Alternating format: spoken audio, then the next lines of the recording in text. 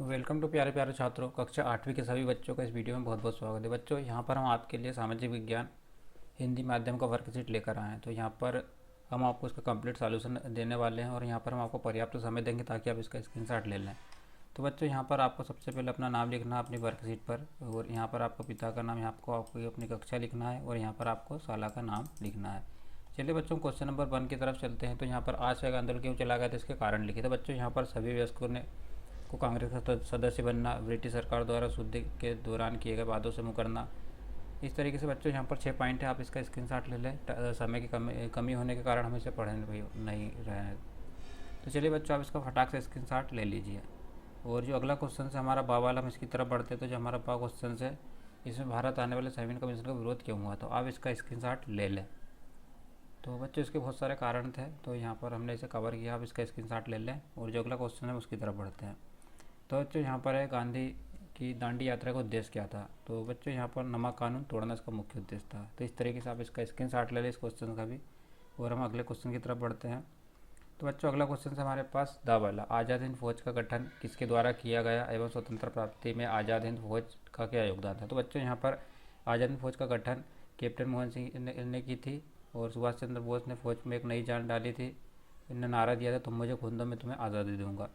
इस फौज के सेनापति ने अस्थायी सरकार बनाई और देश को स्वतंत्र बनाने की शपथ ली। तो इस तरीके से बच्चों, आप इसका स्क्रीनशॉट ले लें या आप इसे लिख लें।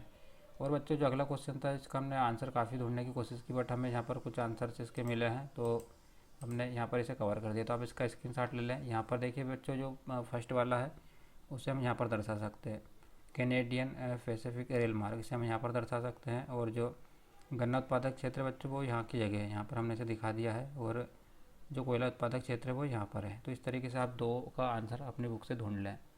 तो बच्चों, अगले क्वेश्चन की तरफ बढ़ते हैं। जो अगला क्वेश्चन है हमारे पास, इसमें बच्चों संयुक्त राष्ट्र के गठन का मुख्य उद्देश्य क्या था। तो यहाँ पर बच्चों, संयुक्त राष्ट्र का मुख्य उद्देश्य विश्व युद्ध को रोकना, मानव अधिकारों की रक्षा करना, अंतर्राष्ट्रीय कानूनों को निभाना की प्रक्रिया जुटाना, सामाजिक और आर्थिक विकास उभारना, जीवन सुधारना और बीमारियों से लड़ना। इस तरीके से इसके मुख्य उद्देश्य हैं। अगला है बच्चों हमारे पास, संयुक्त राष्ट्र संस्था विश्व स्वास्थ्य संगठन का कार्य क्या है। तो बच्चों, यहाँ पर इसका जो कार्य है इसे हम देख सकते हैं, कार्य पर निर्देशित एवं समन्वय प्राधिकरण के रूप में कार्य करना है। संयुक्त राष्ट्र के साथ साथ विशेष एजेंसियाँ सरकारी स्वास्थ्य प्रशासन के क्षेत्र में अग्रणी हैं।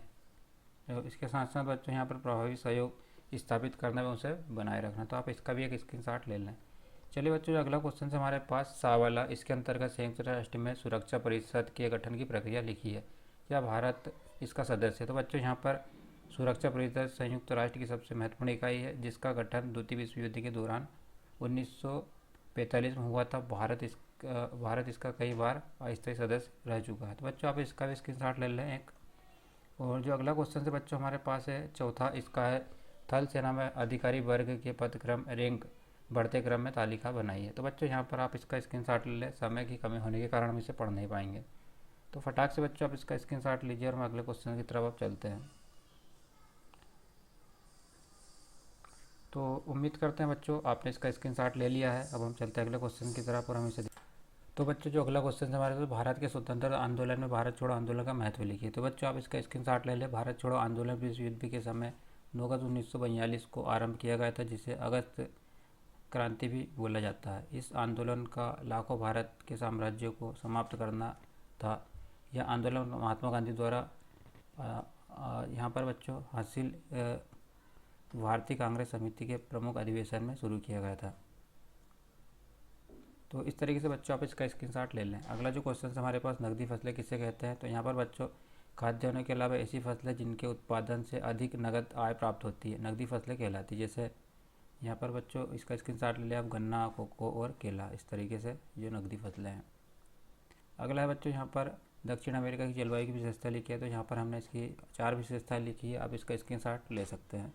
तो दक्षिण अफ्रीका में अमेजन नदी में बेसिन में वर्ष भर गर्म व नर्म जलवायु भूमध्य जलवायु पाई जाती है।